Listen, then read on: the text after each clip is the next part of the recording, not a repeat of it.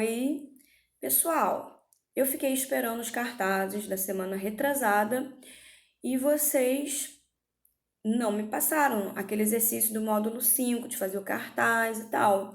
Agora eu vou corrigir o módulo 6, né, que foi o exercício do livro e tal, mas vocês estão me devendo, né, cartaz. Ninguém fez, ninguém postou, ninguém tirou foto, postou no Google Sala de Aula. Eu preciso de ver esses cartazes, tá bom?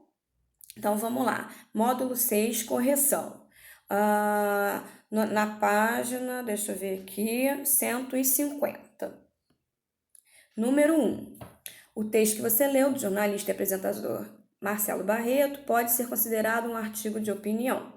Explique por quê. Então, na verdade, não está te perguntando se pode ser, está afirmando que é um artigo de opinião. E aí você tem que justificar por que seria. No caso, trata-se de um artigo porque reflete criticamente sobre um tema central e apresenta tese e argumentos em defesa de um ponto de vista, tá bom? Número 2. Embora um dos assuntos do texto seja a Olimpíada, Rio 2016, o autor procura dar enfoque especial a um tema mais amplo. Que tema seria esse? A importância de investir mais em esportes e diferentes modalidades, a fim de mudar a cultura esportiva no Brasil, né? Dar um incentivo. Número 3. Desde o início do texto, o autor reflete criticamente sobre o legado da Olimpíada realizada no Rio de Janeiro em 2016. Qual é a posição defendida pelo articulista, né? Que a gente sabe que quem faz artigo chama articulista. Bom, o articulista, no caso, ele acredita que é preciso haver uma mudança no planejamento governamental e na mentalidade tanto das autoridades quanto da sociedade no que diz respeito aos investimentos no esporte. Beleza? Vamos lá. Número 4. No segundo parágrafo do texto, é possível identificar a tese do articulista. Retire do texto a passagem que ilustra a posição central do autor. Então, vamos lá. Vocês vão botar entre as aspas, né? Assim, numa abordagem mais ampla, vírgula, que me interessa mais, vírgula, o foco no alto rendimento é o equívoco. Esse é o trechinho, né, que identifica aí a tese do articulista, tudo bem? Aí tem uma passagenzinha aqui no número 5 e a seguinte pergunta. A análise desse trecho permite identificar as estratégias argumentativas utilizadas pelo articulista Marcelo Barreto. Quais são elas? Né? Na verdade, o Marcelo ele utiliza dados baseados em pesquisas e faz uma comparação com outro país, que seria com os Estados Unidos, tá bom? Número 6. Sabemos que uma argumentação eficaz produz efeito direto na forma como o leitor reflete sobre o tema debatido no texto. Qual é o objetivo do articulista ao empregar diferentes estratégias argumentativas ao longo do artigo? Bom, ele procura convencer o leitor de que seu posicionamento é o correto. Os investimentos não estão sendo eficazes e algo precisa mudar por meio de diferentes estratégias argumentativas, tá bom? Número 7. A linguagem de um artigo de opinião pode variar de acordo com o público-alvo e o contexto de circulação, entre outros fatores. O texto do Marcelo oscila entre a formalidade e a informalidade, que foi o que eu pedi para vocês produzirem agora já no módulo 7, né, que é a produção de um artigo.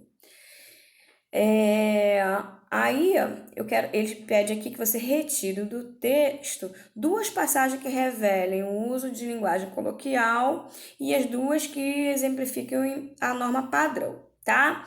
No caso aqui, vocês têm mais de uma possibilidade de resposta, mas eu vou dar uma sugestão, tá bom?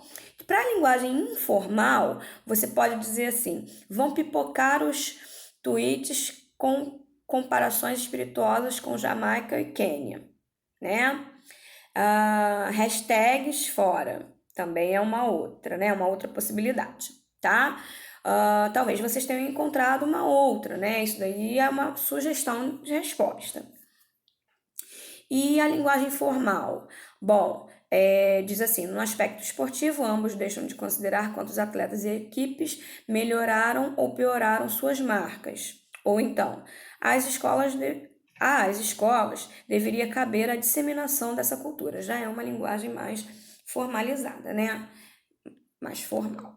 E aí eu já tenho aqui o número 8, diz assim: sabemos que o artigo de opinião é um gênero textual que se caracteriza pela subjetividade e pela parcialidade. Que marcas da linguagem no texto lido deixam clara essa subjetividade? Justifique sua resposta com passagens do texto.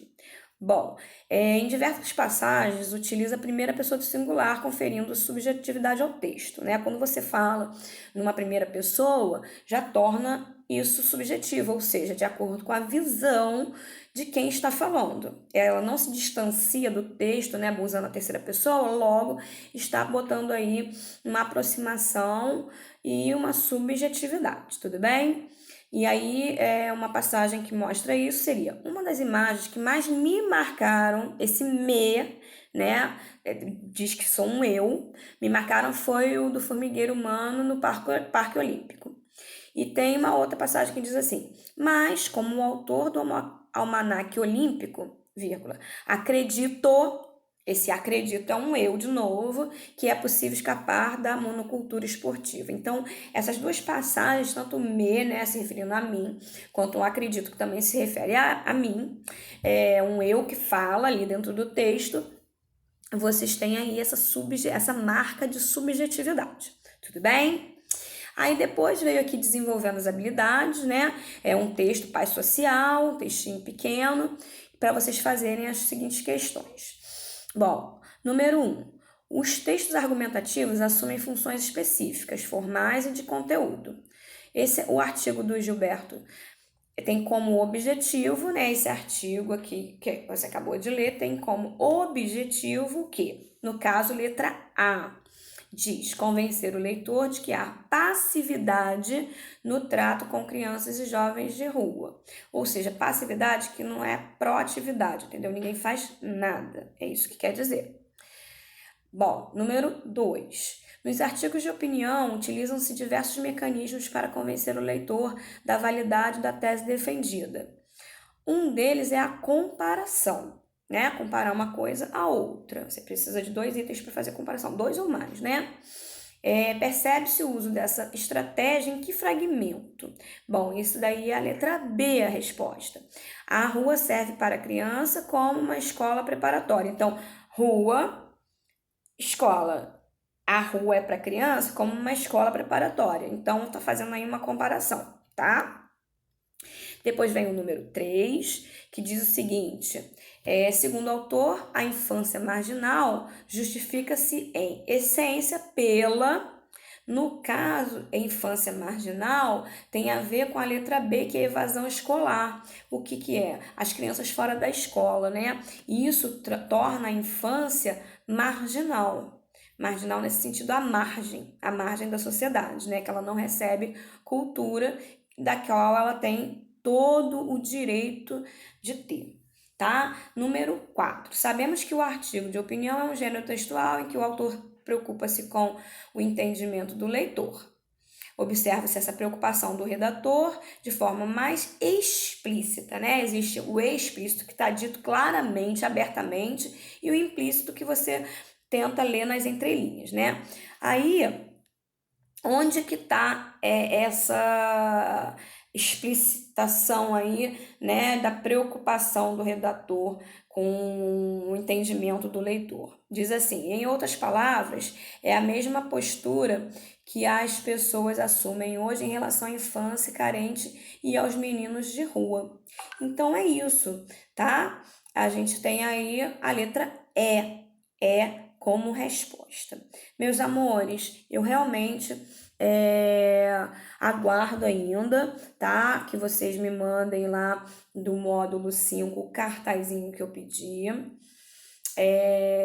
Se puder colar ele em algum lugar depois que fizer e me mandar, muito legal, muito bacana. A gente está na campanha de apoio aí contra essa situação que a gente está vivendo, que é tão triste, que está deixando a gente longe, né, um do outro e que nos angustia tanto. E eu vou esperar também, claro, o próximo exercício, que seria vocês prepararem aí o artigo de opinião que eu pedi agora no módulo 7, vocês vão ver lá esse pedido meu, de explicação e tudo mais.